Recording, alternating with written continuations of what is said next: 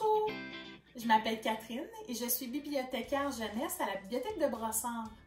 Ma collègue Caroline et moi avons décidé de réaliser des piqûres lecture sous forme de vidéo. Donc, dans cette vidéo-ci, vous allez voir des suggestions de livres pour les 3 à 12 ans que je vais vous présenter. Et dans une autre vidéo, vous allez retrouver Caroline qui vous présente des suggestions pour les jeunes de 13 ans et plus. Donc, bonne découverte littéraire! Donc, on va commencer par des livres sans texte. Ensuite, on aura des albums, puis des livres-jeux, pour terminer avec des romans et de la bande dessinée.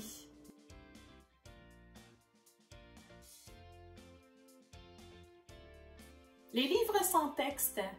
Même les enfants qui ne savent pas encore lire peuvent lire les livres sans texte sans problème. Ils peuvent inventer les paroles et les bruits de l'histoire. Voici mes suggestions coup de cœur. Voici la bande dessinée sans texte Monsieur Lapin. C'est une bande dessinée où le personnage Monsieur Lapin est très expressif. Donc les enfants plus jeunes qui ne savent pas encore lire peuvent aussi lire l'histoire par eux-mêmes et comprendre tout ce qui se passe dans l'histoire. L'histoire est vraiment bien découpée dans chacune des cases. Donc dans chaque case, on ne retrouve qu'une seule action ou une seule émotion. Je donne un exemple. Monsieur Lapin voit dans la première case la carotte. Ensuite, il voit dans une deuxième case qu'il aime beaucoup les carottes et on le voit avec des cœurs autour de lui. Dans une troisième case, il décide de tirer sur la carotte. Et dans la quatrième, il est fatigué d'avoir tiré alors que la carotte ne s'enlève pas. Donc l'enfant est capable vraiment de comprendre l'histoire parce que tout est extrêmement bien découpé. Et il peut ajouter des bruits à l'histoire également et des paroles aussi. Dans notre collection, on a la carotte sauvage, la chasse aux papillons, les ballons et la peinture.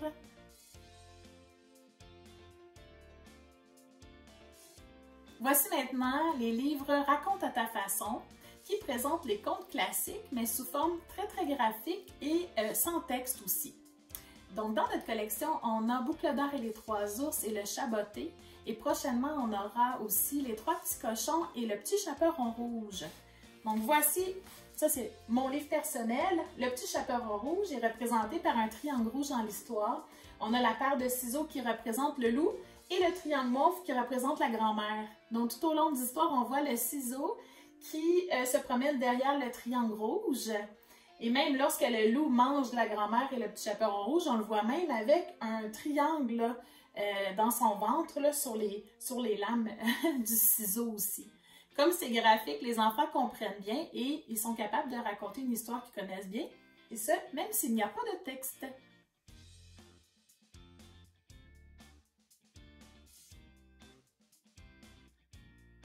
Voici maintenant un album sans texte qui permet de créer plein d'histoires différentes. C'est un album foisonnant, ça veut dire que c'est un album dans lequel on a plusieurs personnages qui reviennent à chacune des pages. Donc, on peut choisir un jour de suivre, par exemple, Monsieur Chien qui a préparé un gâteau et on le suit au fil des pages pour savoir ce qui lui arrive. Et le lendemain, on pourrait décider de regarder ce qu'il arrive à Madame Grenouille, ça risque d'être des aventures complètement différentes de celles de Monsieur Chien. Donc, une multitude de possibilités avec cet album sans texte.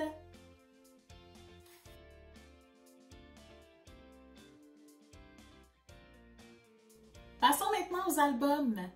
J'en ai mis pour différents âges, mais je dois dire qu'un album, ça peut se lire jusqu'à 99 ans.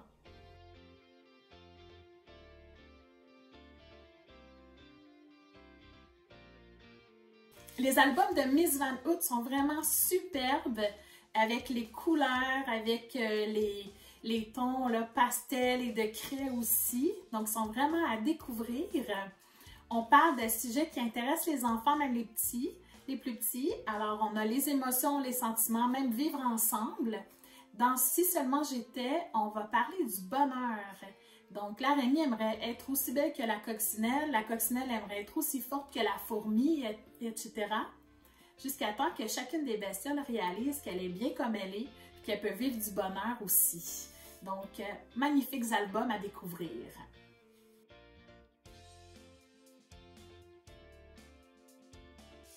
Voici un des nombreux livres d'un de mes auteurs jeunesse préférés, Michael Escoffier. Michael Escoffier a un super sens de l'humour et souvent dans ses histoires, on a des éléments imprévisibles, donc on est toujours agréablement surpris. Dans Le Monstre est de retour, on voit 3 personnages, un oiseau, un cochon et une souris, qui se questionnent, qui parlent même au lecteur aussi. Alors, oh, le monstre est de retour. Es-tu sûr que c'est bien ce monstre? En tout cas, il est vraiment toujours aussi laid. Mais qu'est-ce qu'il fait? Oh, il nous observe. Alors, on va découvrir dans l'histoire qui est réellement ce monstre de qui les 3 personnages ont peur.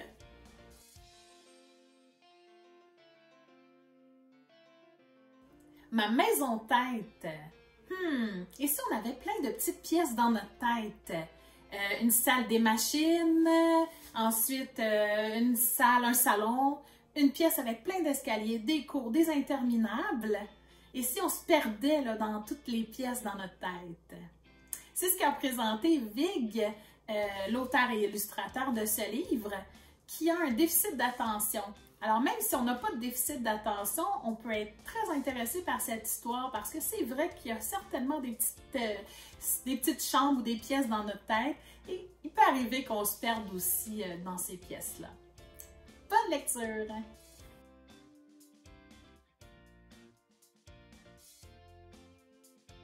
Voici maintenant des livres-jeux très différents de ceux qu'on est habitué de voir. On a des livres de devinettes, d'observation et d'autres dans lesquels on peut apprendre beaucoup d'informations.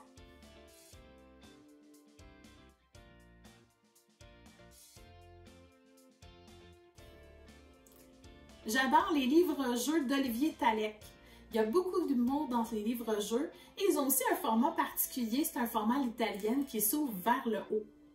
Donc souvent, il y a une page à observer, donc par exemple une forêt à observer, et en dessous, on a une autre page avec plein de personnages habillés de différentes façons et on nous demande qui était caché derrière les arbres. Donc à ce moment-là, il faut utiliser vraiment notre sens de l'observation parce qu'Olivier Tallec a mis des défis, il a mis des personnages qui étaient habillés sensiblement de la même façon, qui avaient chacun une tuque pareille, mais pas la même couleur de chandail. Donc les jeunes et les plus vieux aussi aiment relever les défis des livres d'Olivier Tallec.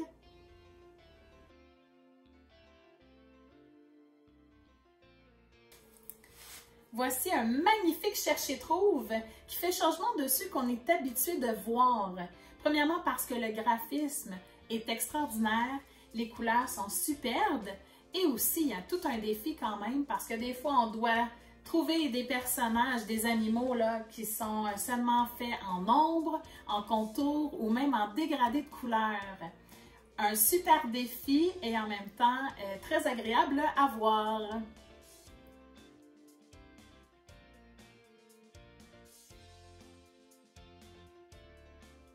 Dans les livres des Joue les pièges, on peut à la fois utiliser notre sens de l'observation et découvrir plein d'éléments de l'histoire. Donc, dans ce cas-ci, c'est Déjoue les pièges du sport. On a 10 scènes sportives qu'on a à observer et essayer de voir ce qui existait à l'époque ou ce qui n'existait pas à ce moment-là, ce qui était une erreur ou un anachronisme. On a par exemple la scène des Jeux olympiques au 8e siècle avant Jésus-Christ et on voit le drapeau olympique, la flamme et aussi les médailles. Alors, lesquels ont vraiment existé au 8e siècle avant Jésus-Christ? Eh bien, il n'y a que le feu sacré qui existait à ce moment-là. Le drapeau est arrivé en 1920 et les médailles en 1895. Donc, on peut apprendre beaucoup tout en s'amusant avec ce livre-jeu.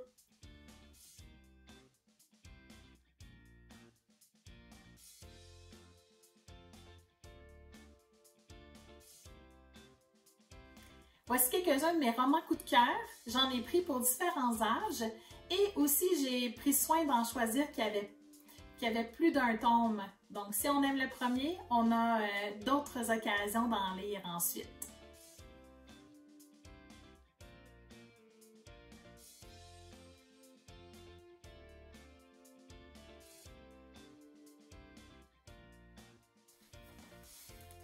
Attention, entrée interdite dans le marais du lac des Îles. Une créature mystérieuse y a élu domicile. Je vois une empreinte mystérieuse. J'entends un cri strident. Alors, c'est l'ambiance dans laquelle on se retrouve avec les aventures d'Olivier et de sa sœur Magali. On se retrouve dans une grotte près d'un lac, une expédition glaciale aussi. Alors, ce sont des livres qui sont écrits quand même assez gros, mais dans lesquels on vit quand même des émotions, même parfois on va avoir quelques frissons également. Et on a aussi un roman d'enquête dont on est le héros. Alors, on choisit les pages pour poursuivre l'enquête. On fait les choix nous-mêmes. Alors, c'est sûr qu'on a du suspense garanti avec les aventures d'Olivier et Magali.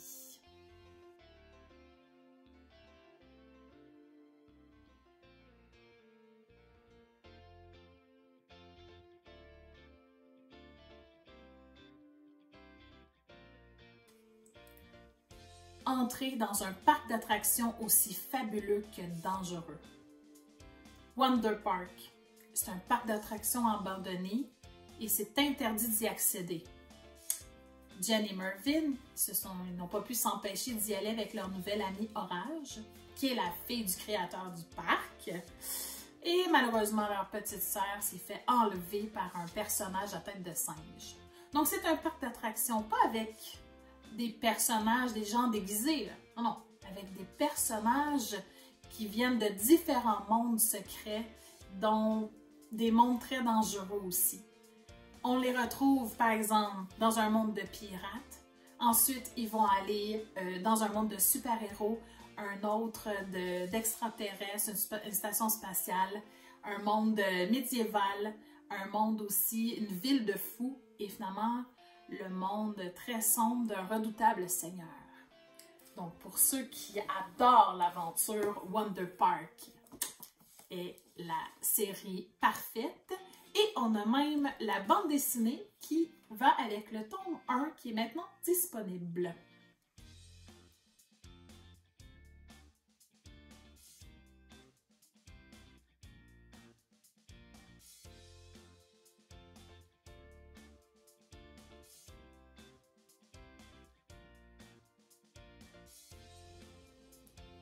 Morgane Crow est née le jour du Merveillon, ce qui signifie deux choses.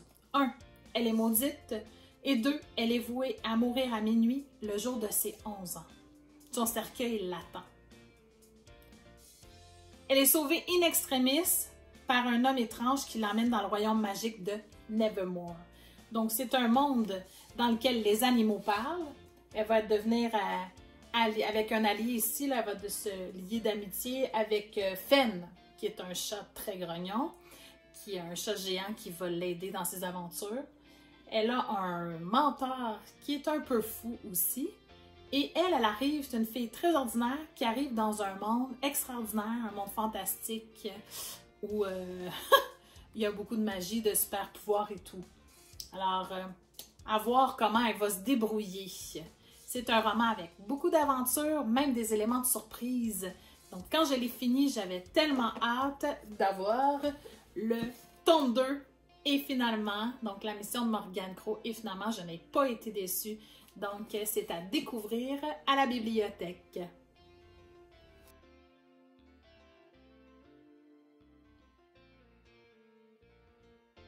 Voici maintenant des suggestions de bandes dessinées de différents genres et pour différents âges aussi.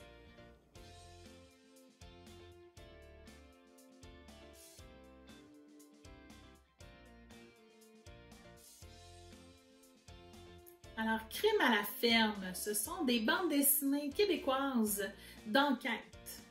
Donc, on imagine les animaux de la ferme qui un jour, on entend un cri strident à glacer le sang et on entend « Oh non, on a volé l'œuf de mère poule! » Alors, qui a bien pu faire une chose pareille?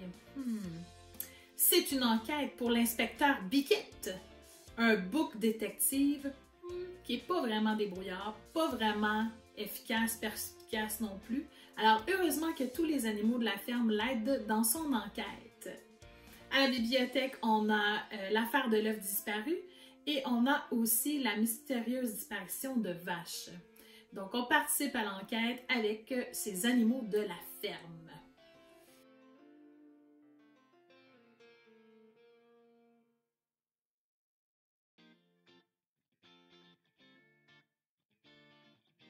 La boîte à musique, c'est une bande dessinée avec des illustrations extraordinaires qui ont été faites par Gigé.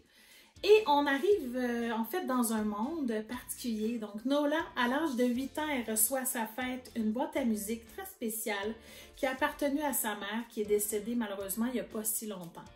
Donc en regardant la boîte à musique, elle se rend compte qu'il y a de la vie à l'intérieur, puis il y a des gens qui lui disent de venir. Alors là, elle réussit finalement à entrer, à rapetisser puis à rentrer dans la boîte à musique et elle arrive dans un monde qui est pandorien. Où elle va aller prêter main forte à des gens que sa mère a connus aussi lorsqu'elle était vivante. Donc, c'est des bandes dessinées magnifiques à découvrir et il y a jusqu'à maintenant 4 aventures de la boîte à musique.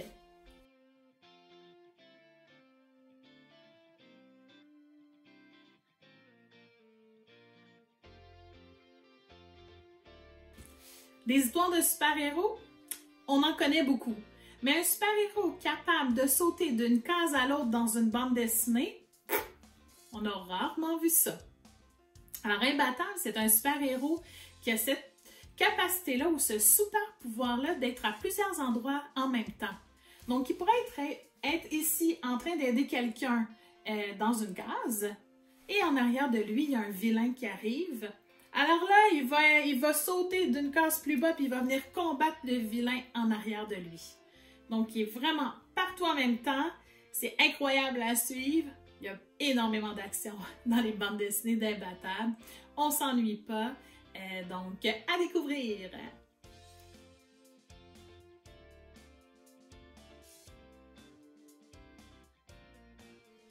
On a eu vraiment beaucoup de plaisir, Caro et moi, à faire des piqûres lecture.